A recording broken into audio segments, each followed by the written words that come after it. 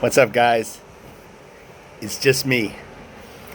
Wanted to take a minute and first of all wish everybody, hope everybody's having a good day today. Um, Wanted to share a quick story with you guys. Uh, a little experience I had when I drove back from Miami from seeing my doctor. Came back up here, hit a restaurant on the way back to our apartment. My wife and I went in, was wearing this mask here.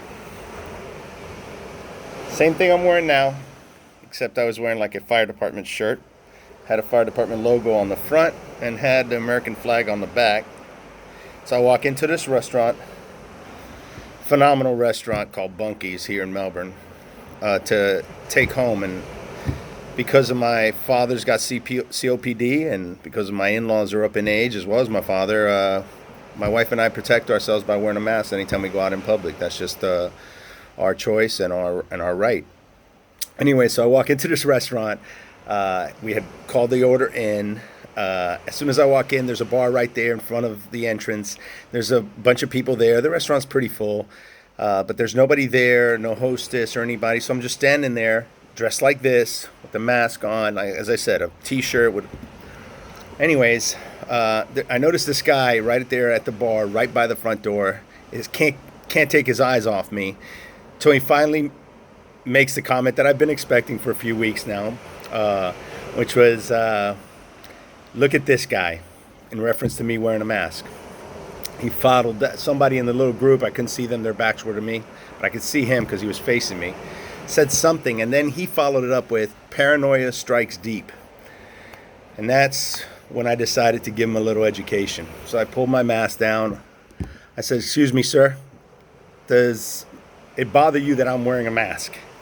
And his answer was, well, I'll say this for you. You got great ears. I said, yeah, I heard your comment about paranoia. You got a problem with me wearing my mask? And his wife was trying to settle him down. And he made the comment of, I just don't understand how you're going to eat here wearing a mask. And about that time, the hostess walked by who had gone to check on my order and explained to him, sir, he's not even here to eat. He's here to pick up his food. I turned around, started reading something on the wall, and guy gets my attention again. Sir, I turn back around, same guy, and he says, did you hurt your arm serving in the military? And I said, no, sir. I hurt this arm recently, and I've never been in the military. I was just a firefighter. And he goes, whoa, just a firefighter. You guys are our heroes. And the people at the tables made comments about along those lines, and I said, no, sir, thank you, but for us, our real heroes are military men and women that serve and protect this country, as well as our police and our nurses. And he agreed, of course.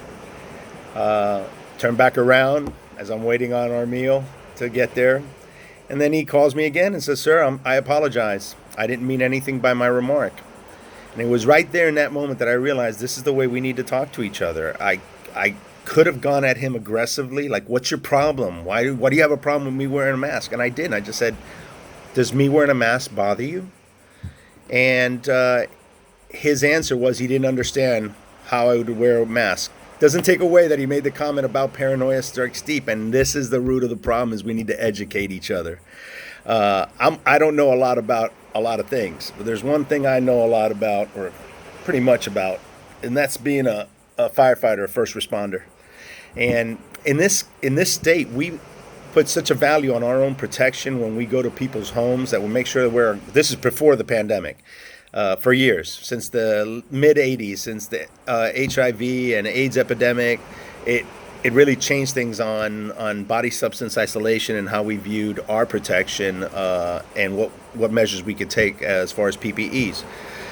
So I'm telling you right now, anybody who gets a state certification in this state, whether it's as an EMT or paramedic, if they ever start a test without saying BSI, showing us they have gloves and goggles on, if they don't say it and do it, and if they don't say securing the scene, meaning everything's safe for us to approach, they get docked 40% of their score. We put such a value on that we hit them with a 40% error. The best they can make is a 60 if they get 100. That's how important we value our PPEs. Why has it changed now? I don't get political. I support our president. I always have, regardless of whether it's a Democrat or a Republican. I was taught to support our president. In this case, though, if you're listening to anybody else other than the CDC, you're doing a disservice to yourself and others. You need to wear your mask. You need to wear, especially if you have anybody. If you don't want to get sick, but you definitely don't want your family to get sick, i.e., anybody with an immunocompromised disease, such as cancer, going through chemotherapy, like my mother had to for 2 years, or my father who currently has COPD, or if you're up in age, like this thing seems to be attacking the older generation, as well as the younger generation, then you want to protect them. So wear your mask. Don't be shamed into not wearing it. Really, right now, we're erring on the side of safety until we get a better grasp of what this thing is and a vaccine for it. So unfortunately, if you're one of those people that listens to your president, and again, it's not a political thing to me, but many people are blaming it on that President Trump is saying, don't wear a mask.